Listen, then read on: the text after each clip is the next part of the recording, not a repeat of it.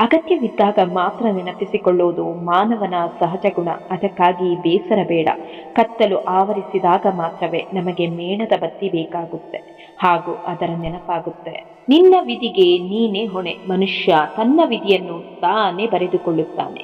ಯಾರು ಹೇಗೆ ಯಾವ ರೀತಿಯ ಕರ್ಮಗಳನ್ನು ಮಾಡುತ್ತಾರೋ ಆ ರೀತಿ ಅವರ ವಿಧಿಯು ರೂಪುಗೊಳ್ಳುತ್ತೆ. ಕಷ್ಟದಲ್ಲಿ ತಾಳ್ಮೆ, ನಷ್ಟದಲ್ಲಿ ಸಹನೆ, ತೊಂದರೆಯಲ್ಲಿ ಶಾಂತಿ, ದುಃಖದಲ್ಲಿ ಸಮಾಧಾನ ಇದ್ದವರಿಗೆ ಬಾಳಿನಲ್ಲಿ ಯಾವ ಭಯವೂ ಇಲ್ಲ. ತಾಳ್ಮೆ ಇರಲಿ. ಇಲ್ಲಿ ಒಂದೇ ದಿನಕ್ಕೆ ಏನೂ ಆಗಲ್ಲ, ಆದರೆ ಒಂದು ದಿನ ಎಲ್ಲವೂ ಆಗುತ್ತೆ. ಒಳ್ಳೆಯ ವರ್ತನೆ ನಿಮ್ಮ ಕುರೂಪವನ್ನು ಮರೆಮಾಚಬಹುದು. ಮನುಷ್ಯ ದೊಡ್ಡವನಾದ್ರೆ ಬಾಲ್ಯವನ್ನು, ಮದುವೆಯಾದ್ರೆ ತಂದೆ ತಾಯಿಯನ್ನು, ಮಕ್ಕಳಾದ್ರೆ ಒಡ ಹುಟ್ಟಿದವರನ್ನು, ಶ್ರೀಮಂತನಾದ್ರೆ ಬಡತನವನ್ನು ಮರೆಯುತ್ತಾನೆ.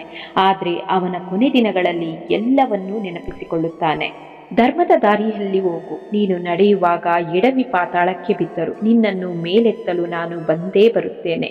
ನೀವು ಯಾರಿಗೆ ಏನನ್ನು ಕೊಡುತ್ತೀರೋ ಅದನ್ನೇ ಪಡೆಯುತ್ತೀರಿ. ಸಮುದ್ರ ತನ್ನ ನೀರನ್ನು ಮೋಡಗಳಿಗೆ ನೀಡಿತ್ತು. ಮೋಡವು ಮಳೆಯಾಗಿ ಸುರಿದು ನದಿಯಾಗಿ ಹರಿದು ಪುನಃ ಸಮುದ್ರಕ್ಕೆ ಸೇರಿತ್ತು. ಭಗವದ್ಗೀತೆಯಲ್ಲಿ ಭಗವಾನ್ ಶ್ರೀಕೃಷ್ಣ ಹೇಳುತ್ತಾರೆ, ನಿಮ್ಮ ಜೀವನ ಸಂಗಾತಿ ಯಾರು? ಅಪ್ಪ, ಅಮ್ಮ, ಹೆಂಡತಿ, ಮಗ, ಗಂಡ, ಸ್ನೇಹಿತರು ಇಲ್ಲವೇ ಇಲ್ಲ. ನಿಮ್ಮ ನಿಜವಾದ ಜೀವನ ಸಂಗಾತಿ ನಿಮ್ಮ ದೇಹ. ನಿಮ್ಮ ದೇಹವು ಪ್ರತಿಕ್ರಿಯಿಸುವುದನ್ನು ನಿಲ್ಲಿಸಿದರೆ ಯಾರೂ ನಿಮ್ಮೊಂದಿಗೆ ಇರಲ್ಲ. ಒಳ್ಳೆಯವರಿಗಾದ ಮೋಸಕ್ಕೆ ಭಗವಂತನೇ ಉತ್ತರ ಕೊಡುತ್ತಾನೆ. ಕಾದು ನೋಡಿ. ಒಳ್ಳೆಯವರು ಯಾವತ್ತೂ ಸೋಲಲ್ಲ, ಕೆಟ್ಟವರು ಯಾವತ್ತೂ ಉದ್ಧಾರ ಆಗಲ್ಲ. ಬಂದದ್ದು ಒಪ್ಪಿಕೊಳ್ಳಿ, ಬದಲಾವಣೆಗೆ ಒಗ್ಗಿಕೊಳ್ಳಿ, ಗುರಿಯತ್ತ ಮುನ್ನುಗ್ಗಿ. ಪ್ರತಿಯೊಬ್ಬರೂ ಅವರವರ ಕರ್ಮಫಲವನ್ನು ಅನುಭವಿಸಲೇಬೇಕು. ಆದರೆ ಭಗವಂತನ ನೆನಪಿನ ಬಲವಿದ್ರೆ ದೊಡ್ಡ ಅನಾಹುತ ಆಗುವುದರ ಬದಲಿಗೆ ಚಿಕ್ಕ ಚಿಕ್ಕ ನೋವನ್ನು ಅನುಭವಿಸಿ ಸಂಕಷ್ಟದಿಂದ ಮುಕ್ತರಾಗಬಹುದು. ಒಂದು ವಿಷಯ ಕೆಟ್ಟದಾಗಿ ಕಂಡ್ರೆ ಎರಡು ರೀತಿಯಲ್ಲಿ ಯೋಚಿಸಿ. ವ್ಯಕ್ತಿ ಮುಖ್ಯವಾದರೆ ವಿಷಯವನ್ನು ಮರೆತು ಬಿಡಿ, ವಿಷಯ ಮುಖ್ಯವಾದರೆ ವ್ಯಕ್ತಿಯನ್ನೇ ಮರೆತು ಬಿಡಿ. ಹಿಂದಕ್ಕೆ ನೋಡಿದ್ರೆ ಅನುಭವ ಸಿಗುತ್ತೆ, ಮುಂದಕ್ಕೆ ನೋಡಿದ್ರೆ ಭವಿಷ್ಯ ಸಿಗುತ್ತೆ, ಸುತ್ತಲೂ ನೋಡಿದ್ರೆ ಸತ್ಯ ಅರಿವಾಗುತ್ತೆ. ನಮ್ಮೊಳಗೆ ನಾವು ನೋಡಿದಾಗ ಆತ್ಮವಿಶ್ವಾಸ ಹೆಚ್ಚಾಗುತ್ತೆ.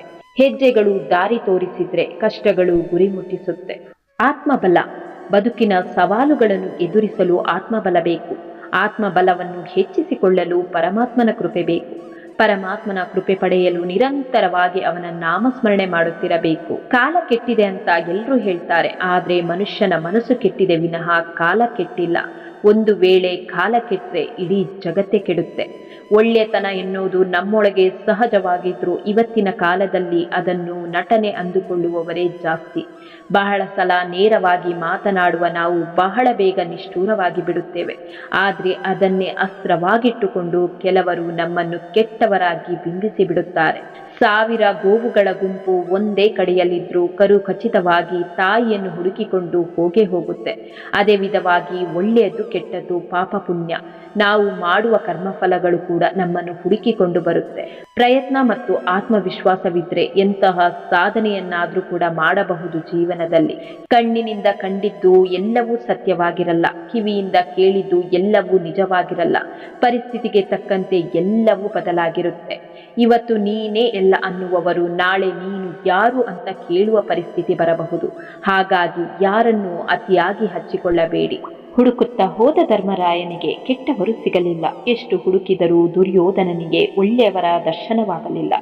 ನೋಡುವ ದೃಷ್ಟಿ ನಮ್ಮ ವ್ಯಕ್ತಿತ್ವವನ್ನು ರೂಪಿಸುತ್ತೆ. ಅತಿ ಬುದ್ಧಿವಂತಿಕೆಯಿಂದ ಮೋಸ ಮಾಡಿದವರು ಕಾಲ ಬಂದಾಗ ಅತಿ ದಡ್ಡತನದಿಂದಲೇ ಮೋಸ ಹೋಗೋದು ಖಚಿತ. ನಾವು ಹೇಳಿದ ಸುಳ್ಳಿಗೆ ನಾವೇ ಜವಾಬ್ದಾರರು.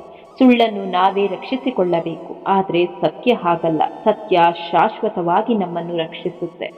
ಕೆಟ್ಟ ಕೆಲಸ ಮಾಡುವಾಗ ಮಾನವ ಹಿಂದೆ ಮುಂದೆ ಅಕ್ಕಪಕ್ಕ 4 ದಿಕ್ಕುಗಳನ್ನು ನೋಡುತ್ತಾನೆ.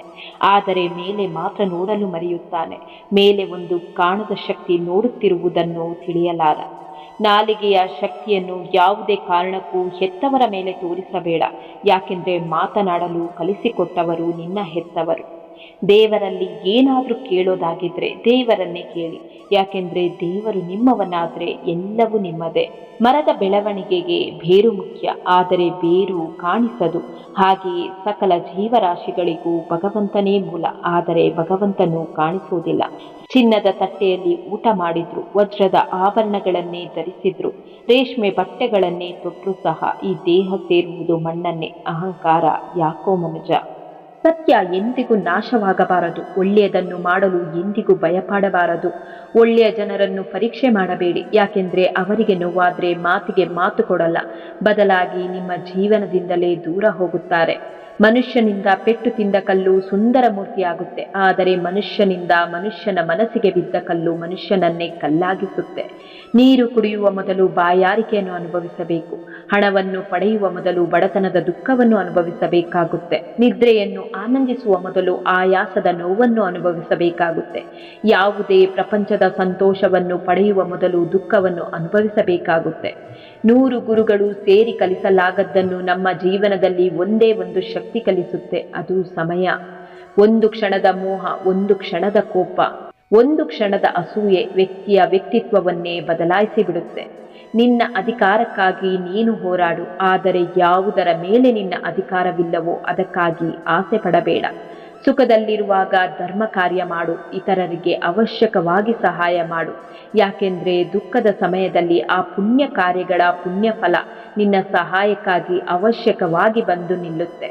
ಮನಸ್ಸಿಟ್ಟು ಕಲಿತ ಅಕ್ಷರ, ಮೈ ಬಗ್ಗಿಸಿ ದುಡಿದು ತಿನ್ನುವ ಅನ್ನ, ಕಷ್ಟಪಟ್ಟು ಗಳಿಸಿದ ಸಂಪಾದನೆ, ಇಷ್ಟದಿಂದ ಮಾಡುವ ದೈವ ಭಕ್ತಿ ಯಾವತ್ತೂ ಯಾರನ್ನೂ ಕೈಬಿಡೋದಿಲ್ಲ.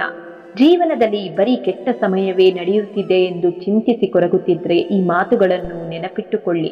ಸಮಸ್ಯೆಗಳು ಅವು ನೋಡುವುದಕ್ಕಿಂತಲೂ ಚಿಕ್ಕದಾಗಿದೆ. ಚಿಂತೆಗಳು ಫಲಿತಾಂಶವನ್ನು ಬದಲಾಯಿಸೋದಿಲ್ಲ. ವಿಫಲರಾಗಲು ಹಿಂಜರಿಯದಿರಿ. ಭವಿಷ್ಯದ ಅನಿಶ್ಚಿತತೆಯನ್ನು ಒಪ್ಪಿಕೊಳ್ಳಿ. ದೈಹಿಕ ಚಟುವಟಿಕೆಗಳು ದೇಹದ ಮನಸ್ಸಿನ ಸಂಪರ್ಕವನ್ನು ತರುತ್ತೆ. ನಿಮ್ಮ ಆಧ್ಯಾತ್ಮಿಕ ಅಭ್ಯಾಸವನ್ನು ಪ್ರತಿದಿನ ಮಾಡಿ. ವಿಶ್ರಾಂತಿ ಪಡೆಯಿರಿ. ಸಮಯದೊಂದಿಗೆ ಎಲ್ಲವೂ ಬದಲಾಗುತ್ತೆ. ಹಾಗೆ ಸಾಧಿಸಲು ಸಮಯ ವ್ಯರ್ಥ ಮಾಡಬೇಡ. ನಿನ್ನನ್ನು ನೋಯಿಸಿದವರು ಕೊನೆಗೆ ಅವರ ಕರ್ಮವನ್ನು ಅವರೇ ಎದುರಿಸುತ್ತಾರೆ. ಕೊಡುವುದನ್ನು ಕೊಡಲು ಶುರು ಮಾಡಿ, ಬರುವುದು ತಾನಾಗಿಯೇ ಬರುತ್ತೆ. ಅದು ಸಂಪತ್ತೇ ಆಗಲಿ, ಗೌರವವೇ ಆಗಲಿ. ಆತ್ಮಕ್ಕೆ ಜನನವೂ ಇಲ್ಲ, ಮರಣವೂ ಇಲ್ಲ. ಅದು ನಶ್ವರ. ಆತ್ಮ ಒಂದು ದೇಹದಿಂದ ಇನ್ನೊಂದು ದೇಹಕ್ಕೆ ಚಲಿಸುತ್ತೆ. ಹಾಗಾಗಿ ಸಾವಿಗೆ ಭಯಪಡಬಾರದು. ಓ ಮನುಷ್ಯನೇ, ದೇಹ ಪೋಷಣೆಗೆಂದು 100 ಹೊತ್ತು ತಿನ್ನುತ್ತಿರುವೆ, ಆತ್ಮ ಪೋಷಣೆಗೆಂದು 1 ಹೊತ್ತಾದರೂ ಧ್ಯಾನಿಸುತ್ತಿರುವೆಯಾ?